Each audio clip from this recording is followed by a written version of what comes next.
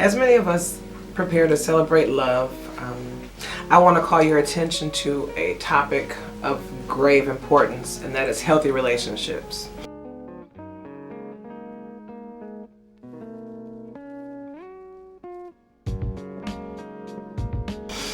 Healthy relationships consist of trust, honesty, respect, equality, and compromise. A healthy relationship is based on some fundamental foundational qualities such as equal partnership, healthy communication. It's based on having your own interests separate from each other.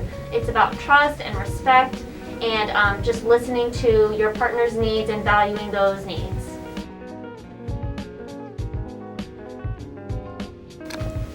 So how to have effective communication in your relationship is, really actively listening to your partner and the concerns that they have.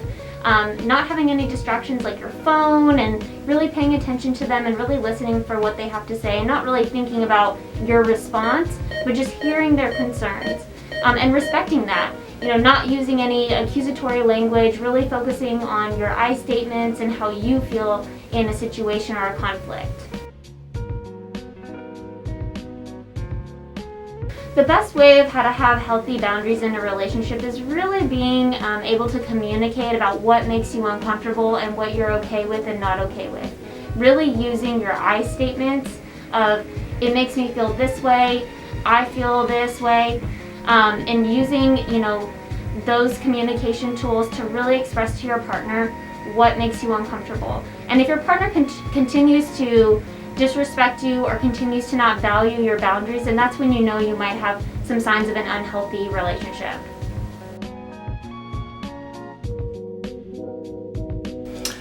Teen dating violence can be one or a combination of any of the following. Physical, which includes pinching, hitting, shoving, or kicking. Emotional, this involves threatening a partner or harming his or her sense of self-worth. Examples, of course, include controlling behaviors, consistent monitoring, shaming, bullying, either in person or online, intentionally embarrassing him or her, keeping him or her away from his or her family and friends. And there's a sexual component. This is defined as forcing a partner to engage in a sex act when he or she does not or cannot consent. So how to leave an abusive relationship is incredibly dangerous. Statistics show that when somebody is trying to leave an abusive relationship, it's the most dangerous time. That's when the most violence occurs. So if you're planning on ending a relationship with somebody, be sure that you're doing it in a public place. If you want to do it face to face, you can do it with a friend nearby, so you have a witness to the event, and just letting your parent or guardian know that you're going to be breaking up with this person, just in case they are not okay with it and they're wanting to protect you and get, authorities involved. Because sometimes people are not accepting of the breakup, and then they can resort to violent means to try to control you and not let you leave the relationship.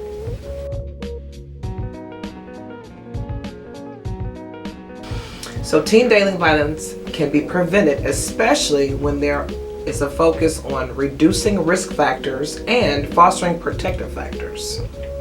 When teens are empowered through family, friends, and other role models, they tend to lead healthy lives and establish healthy relationships.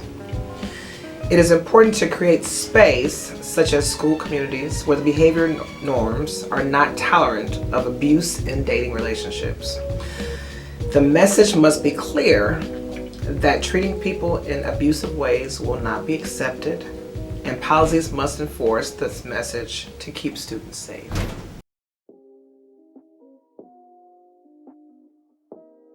Hi, my name is Elle Pickett. I am a sophomore in the Beyond the Book Society. I have been a member for about a month and a half now. I'm here to talk about 3 of my favorite books. First of all being one that I'm about to start reading and I'm really excited for it, Imaginary Friend by Stephen Chbosky.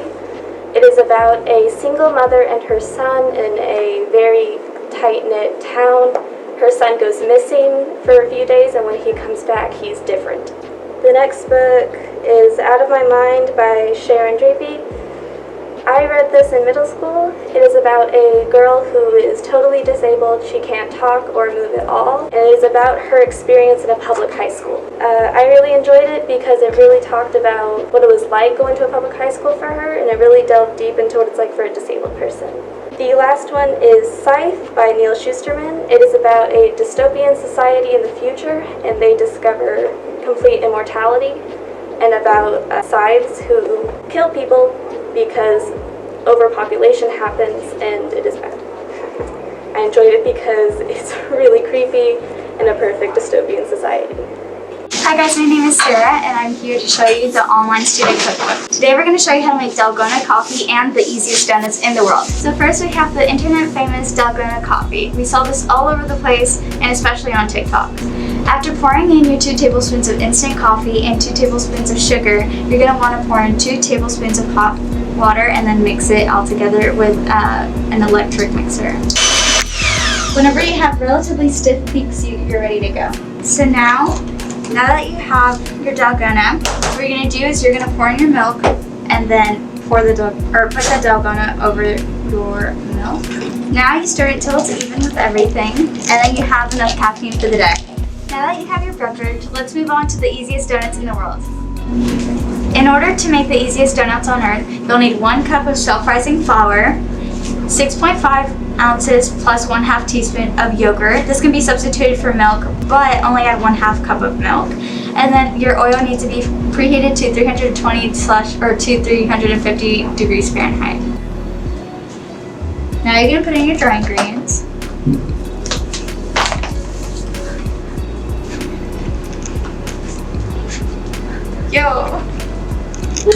And then now we're going to mix until you get a dough-like consistency. Once it starts looking like dough, you're going to want to put it in a plastic bag, cut the tip, and then start piping it into the hot oil that you have already pre-prepared. So with the plastic bag, you're going to cut the tip, that way you have estimately the size you want for the donuts. So after they start floating to the top with a golden brown color, you're going to want to put them in a drying rack and then start preparing the glaze. For the glaze, you're going to need 2 cups of powdered sugar, 2/3 of butter, and you're going to need 3 to 4 tablespoons of milk, and then 1 teaspoon of vanilla. So now we're going to pour in our dry ingredients. So you're going to want 2 cups of powdered sugar. You're going to want to put in 2/3 of a stick of butter. Depending on how thick you want your glaze, you're going to pour in your milk. So I'm going to put in 3 tablespoons. After you mix it and your glaze is prepared, you're going to want to pour it over your donut holes, and they should look like this. If you guys try these recipes at home, please tag us at SHTV on Twitter and Instagram. Thank you!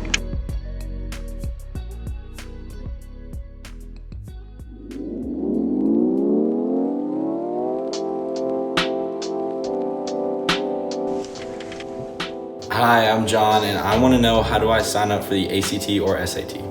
How to sign up. Websites: collegeboard.com for the SAT, and the ACT, I think, is just act.org. So you're going to go to the actual testing websites themselves to sign up.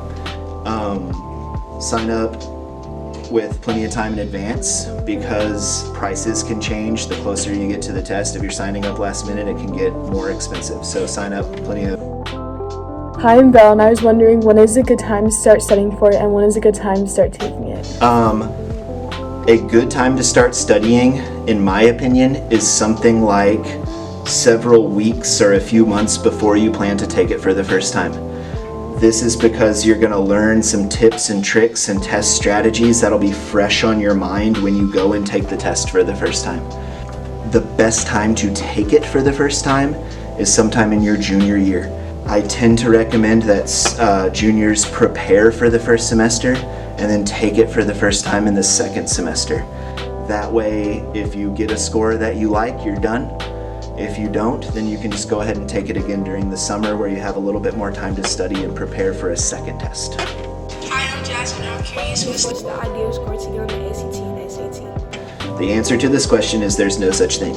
There's no such thing as an ideal score. There's no such thing as a good score, which might not be what you expected me to say. Based on your GPA, based on your extracurricular activities, based on where you're applying, there's a score that you need. Okay, so do a little bit of research, find out what that score is and aim for that score. The best score you can get is a score that gets you into the school of your choice. That's it, period. I'm Peyton. I was wondering what the difference is between the SAT and the ACT. So the SAT is going to try and trick you. That's the simplest way to put it. The ACT is going to ask you things that you're more used to seeing in school. So the way I like to put it is, for example, on a math question, the SAT is going to ask you to solve for x, and then they're going to say what's 1/2 x, just to make sure you're paying attention. Whereas the ACT is going to just have you solve for x in the standard way you're used to doing in an algebra class. Also, the SAT is probably going to put that question into a big long word question, so you have to read something that's like 15 or 20 words long just before you actually get to the actual math. That's true for the reading, that's true for the grammar, quote unquote grammar, that's true for the math. The SAT and ACT are going to ask you very similar things, but the SAT is just going to try to trick you a little bit. So go find the actual source books themselves and start familiarizing yourself with the material. If you are going to find a tutor, please try to find a tutor who is an expert in the actual test. Not just someone who's good at math or not just someone who knows about English, okay? There are SAT and ACT experts who can help you with these very specific tests. And then lastly, take practice tests.